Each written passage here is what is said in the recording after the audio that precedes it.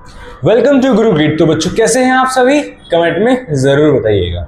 ठीक है, आज हम अपना चैप्टर्स ट्राइंगल्स को आगे लेके चलने वाले हैं और इसे 4 से 5 दिन के अंदर हम विराम दे देंगे। ठीक है, विराम का मतलब इसे हम खत्म कर देंगे। तो हमारा चैप्टर कुछ इस तरीके से चल रहा था। अभी तक हमने आपको थालेस थ्योरम, कन्वर्ज ऑफ थालेस थ्योरम, उसके कुछ एप्लीकेशंस यानी क्वेश्चंस वगैरह मैंने आपको करा चुका हूं। अब जो हमने कल कराई थी, जो आपको एक थ्योरम कराई थी, वो थी हमारी मिड पॉइंट थ्योरम। क्लियर है? कौन सी theorem? Mid point theorem. Mid point theorem मतलब कहती है अगर हम किसी भी ट्राइंगल के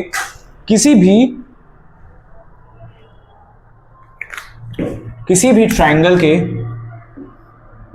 दो साइड्स के मिड पॉइंट को मिला देते हैं, मतलब जब हम इन दोनों मिड पॉइंट्स को मिला देते हैं, ये इसके बराबर है, ये इसके बराबर है। क्लियर है? तो इन दोनों मिड पॉइंट्स को अगर हम मिला देते हैं तो जो तीसरी जो हमारी जो लाइन बनेगी वो हमारी तीसरी साइड के पैरेलल होगी। कैसी होगी? That's a parallel line. Clear है यहां तक? तो ये थी हमारी मिड पॉइंट थ्योरम। अब इस मिड पॉइंट थ्योरम के बाद आता है हमारी एक bisector theorem, angle bisector theorem. ठीक है, तो एंगल बाइसेक्टर थ्योरम हमारी क्या कहती है, अगर हम किसी भी ट्राइंगल के दो एंगल्स को हम एंगल बाइसेक्ट यानी बिल्कुल बराबर काट देते हैं। ठीक है, सॉरी ये थोड़ा गलत बना है हमारा, जरा बता देते हैं। या फिर एक काम कर सकते हैं, हम इसे एज अ क्वेश्चन के रूप में कराने वाले। ठीक है, तो अब हम आ जाते हैं अपने पहले क्वेश्चन की तरफ। कुछ इस तरीके से हमारी एंगल बाइसेक्टर थ्योरम। अब आते हैं अपने पहले क्वेश्चन की तरफ। Prove that the internal bisector of an angle of a triangle divides the opposite sides internally the ratio of sides containing the angle। Clear है? पहले हम बात करते हैं इस ट्राइंगल की, इसे जरा एक मिनट के लिए भूल जाइए। अब जरा पहले बात करते हैं, एक ट्राइंगल है हमारा ए बी सी, वो उसकी जो एक एंगल बाइसेक्टर है, एक साइड दे रखी है हमारी ए डी, जो इसे और इसे एंगल को क्या कर देती है, इक्वली डिवाइड कर देती है। क्लियर है यहाँ तक? तो वो ये हो गया हमारा एंगल बाइसेक्टर। क्लियर? अब एंगल बाइसेक्टर होने के बाद हमने क्या किया, इस लाइन को थोड़ा आगे बढ़ाया आगे तक, और इसके एक पैरेलल लाइन हमने यहाँ पर ड्रॉ करी है। क्लियर है यहाँ तक?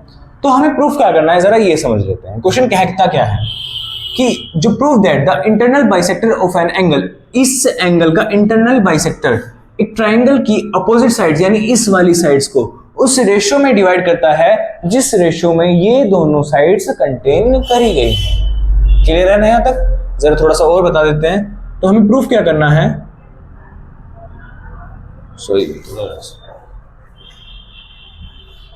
प्रूफ करना क्या है हमें, जरा बता सकते हो? ये प्रूफ करना है हमें, that's A B upon A C is equal to होगा आपका B D upon D C. ये हमें प्रूफ करना है, यही हमें से दिया गया है। यानी ये जो एंगल बाइसेक्टर है जिस रेशियो में इन दोनों लाइंस को डिवाइड करता है, वही रेशियो किसका आता है, इन दोनों लाइंस का। क्लियर यहां तक? समझ में आ चुका होगा ये हमें प्रूफ क्या करना है। ठीक है, चलो शुरू करते हैं। अब इसका हम प्रूफ की तरफ आ जाते हैं। प्रूफ हमारा जरा 2-3 या 3 ही स्टेप्स में होगा, तो साथ साथ नोट करते रहिएगा। ठीक है, क्योंकि हमें रफ करना पड़ सकता है। देन ये वाली साइड्स हम रखेंगे, उस साइड को हम बार बार रफ करेंगे।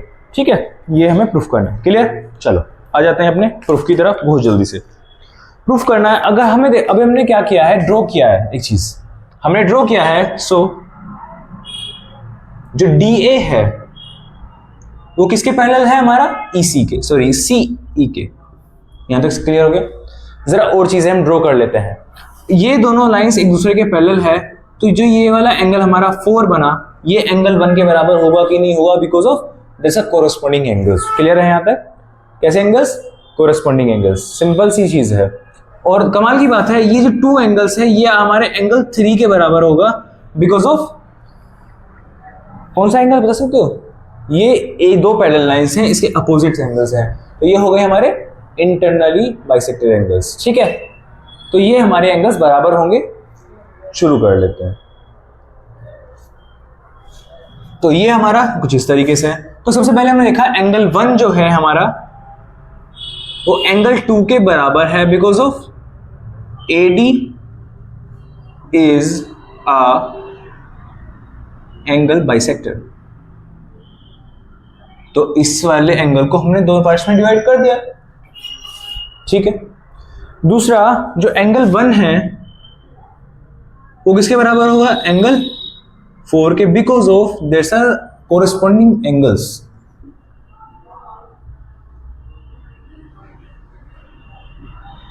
Corresponding angles, clear. यहां तक चीजें समझ में आ चुकी होंगी अब तक, अभी को तक, ठीक है। और तीसरी चीज, एंगल जो 2 होगा वो एंगल 3 के बराबर होगा because of alternating interior angles. Alternating interior angles, clear. यहां तक चीजें अच्छे से समझ में आ चुकी होंगी। तो इससे हमें पता क्या चलता है, तो जो हमारा एंगल 2 है वो एंगल 3 के, सॉरी 3 तो दे रखा है, एंगल 2 जो है वो एंगल 4 के, एंगल 2 जो है वो एंगल 4 के बराबर होगा, ठीक है। देयरफॉर तो हमारा जो एंगल 2 है वो एंगल 4 के बराबर हो गया because of this one.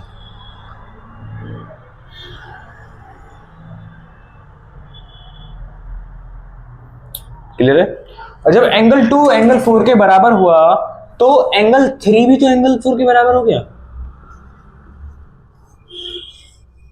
Angle 3 भी हमारा क्या हो गया, एंगल 4 के बराबर हो गया। समझ में आ चुका है यहां तक। एंगल 3 एंगल 4 के बराबर होने, यानी एंगल 3 और एंगल 4 आपस में बराबर हैं, तो ये साइड और ये साइड आपस में कैसी हो जाएंगी, इक्वल्स हो जाएंगी, बिकॉज ऑफ अपने आइसोसेलेस ट्रायंगल के अंदर पढ़ रखा है जिसकी दो एंगल्स इक्वल होते हैं तो उनकी साइड्स इक्वल होती हैं। अगर साइड्स इक्वल होती हैं तो एंगल्स इक्वल होते हैं। तो इससे पता चल जाता है हमें जो हमारी ए सी है वो किसके बराबर है, जल्दी से बताइए, वो किसके बराबर है, ए ई के। ध्यान रखिएगा ये वाली टर्म हम बहुत जल्दी यूज करेंगे, बहुत अच्छे से यूज करेंगे। क्लियर है यहां तक, ठीक है। जरा दो चीज हम छोड़कर बाकी चीजें रफ कर दे रहे हैं, और जो हमें प्रूफ करना है वो भी तो रखेंगे, ठीक है। इसके बाद आ जाते हैं हम अपने ट्राइंगल्स पे। ट्राइंगल हमारा कौन सा है, इन ट्राइंगल कौन सा ट्राइंगल होगा हमारा, बी ई सी। कौन सा, बी ई सी, जिसके अंदर क्या है, वी हैव,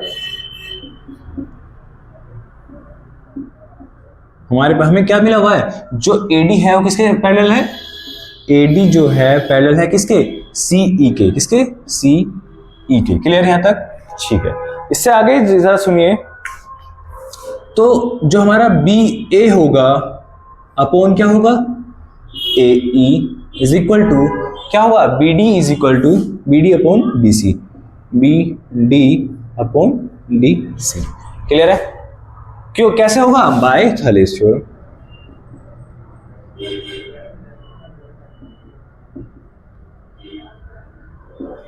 क्लियर यहां तक, समझ में आ गई चीजें। ये आपको साइड्स आ चुकी है हमारे, जो हमें प्रूफ करना है, लेकिन अभी इस चीज की कमी है, ए ई की। लेकिन यहां हमें पता चलता है, इक्वेशन हमारी फर्स्ट मान लेते हैं, from equation first we get, क्या होगा, फ्रॉम इक्वेशन फर्स्ट से हमें मिला A B upon A C is equal to B D upon D C. That's a proof of this equation, angle bisector theorem. Clear है, angle bisector theorem clear हो चुकी है ये क्वेश्चन। तो हमें पता चल गया, अगर कोई भी एंगल बाइसेक्टर, जो एक लाइन है वो किसी दूसरी सी लाइन को हमें डिवाइड करती है, जिस रेशियो में, उस रेशियो में डिवाइड करती है जिसमें ये एंगल्स अपने एंगल्स जिस साइड को कंटेन किए हुए होते हैं, किसके साथ, इस एंगल बाइसेक्टर के साथ। क्लियर। तो अगर कोई भी ये क्वेश्चन आपको समझ में नहीं आता है तो कोई बात नहीं, दोबारा भी हम करा सकते हैं, अच्छे से करा सकते हैं, ठीक है। पर आपको सीखना जरूर है, ठीक है, आपको सीखना जरूर है। ये क्वेश्चंस हम आसानी से छोड़ नहीं सकते, एग्जाम में, एग्जाम के पॉइंट ऑफ व्यू से बहुत ज्यादा इंपॉर्टेंट ये क्वेश्चंस होते हैं, ठीक। फिर इससे आगे हम चलते हैं अपने नेक्स्ट क्वेश्चन की तरफ, जो इसी का एक कह सकते हैं, आपका क्या हो सकता है, इसी क्वेश्चन का, इसी थ्योरम का एक एप्लीकेशन हो सकता है, या इसी थ्योरम का थोड़ा सा और एक्सपेंशन हो सकता है अच्छे से, ठीक है। तो वो कुछ क्वेश्चन इस तरीके से है, अब हम आते हैं अपने अगले क्वेश्चंस की तरफ, जो हमारा क्या है, एंगल बाइसेक्टर थ्योरम का कन्वर्स है। कन्वर्स मतलब अभी तक क्वेश्चन में क्या एंगल बाइसेक्टर थ्योरम में क्या कहा था कि अगर कोई साइड या एंगल बाइसेक्टर किसी भी पॉइंट को टच करता है यानी अदर साइड को टच करता है तो वो इन दोनों को यानी दूसरी साइड सॉरी अपोजिट साइड को उस रेशियो में डिवाइड करता है जिस रेशियो में वो क्या कर रहा है, दोनों साइड्स को कंटेन कर रहा है। लेकिन अब क्या है कि अगर वो इस वाले रूल को फॉलो कर रहा है यानी कंटेन कर रहा है तो वो एंगल बाइसेक्टर है। सिंपल सी चीज है, अपोजिट करना है। तो दिया हुआ क्या है हमें,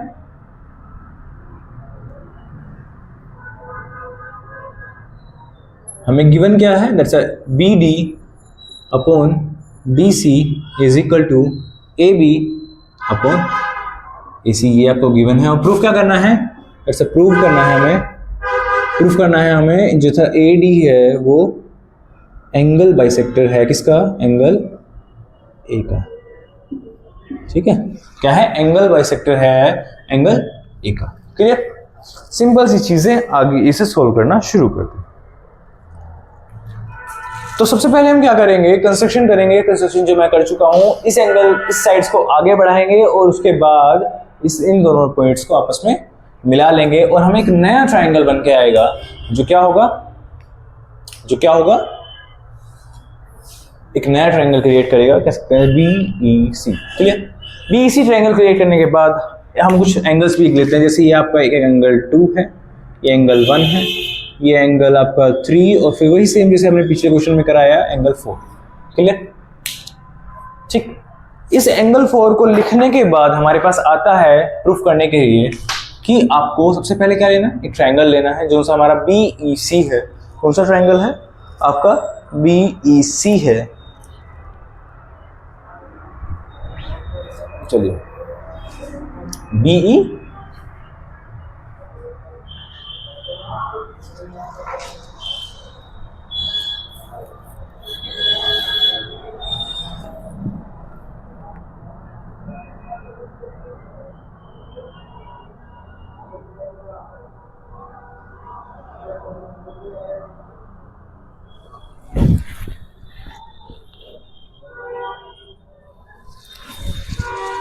चलिए, तो इस कंस्ट्रक्शन में हमें एक चीज का ध्यान रखना है, जो ए ही होगा वो AC के इक्वल होगा, ध्यान रख के चलना है। तो हमने क्या किया, कंस्ट्रक्शन किया, जो AE है वो AC के इक्वल है। सो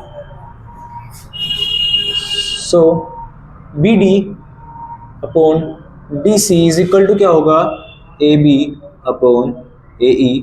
देयरफॉर जो आपकी साइड्स हो जाएंगी, दस AD is parallel to EC। Clear हुआ यहाँ तक? ये कैसे आया, by converse of Thales theorem, by converse of Thales theorem. ठीक है, तो AD is equal to EC निकल गया है हमारा by converse of Thales theorem. तो यहां से चीजें क्लियर होने शुरू हो जाती हैं कि आपकी जो थलेस थ्योरम है वो काफी इंपॉर्टेंट रोल निभा रही है इस चैप्टर के अंदर। जैसे ही EC और AD पैरेलल होती हैं तो हमें पता चल जाता है कि क्वेश्चन सॉल्व किस तरीके से हो जाएगा। इसके लिए जब दोनों एंगल्स हमारी जो दोनों साइड्स हमारी पैरेलल आती हैं तो इससे पता चलता है कि जो हमने अभी प्रूफ किया AD is parallel to EC। So therefore इससे ही आपका क्या निकल गया, जो एंगल 2 है वो किसके बराबर है, एंगल 3 के, because of alternative interiors angles. ठीक है, जो 2 और 3 है वो एक ही पैरेलल लाइन के दोनों अल्टरनेट एंगल्स हैं, दैट्स इक्वल है। नेक्स्ट को होगा हमारा दूसरा होगा angle 1 is equal to angle 2। क्यों होगा angle 1 is equal to angle 4? ये कौन सा एंगल है, कोरस्पॉन्डिंग एंगल्स है।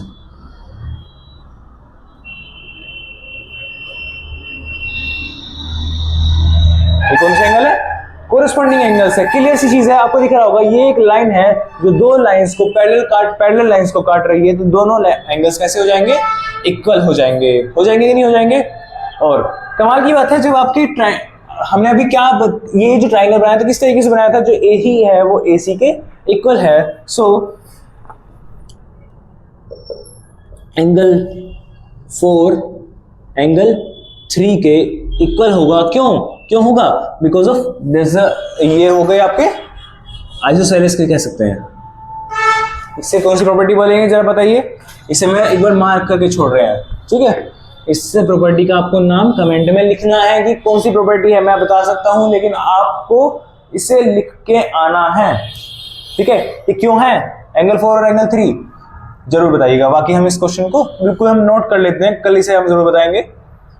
बस चलो छोड़िए, हम बता ही देते हैं क्योंकि आपकी जो साइड्स हैं वो इक्वल हैं, तो ये एंगल्स आपके इक्वल्स होंगे, इतना सा है वो ज्यादा नहीं, ठीक है। इसके बाद जब एंगल 4 एंगल 3 के इक्वल है तो एंगल 4 जो है वो एंगल 1 के भी इक्वल है, ठीक है।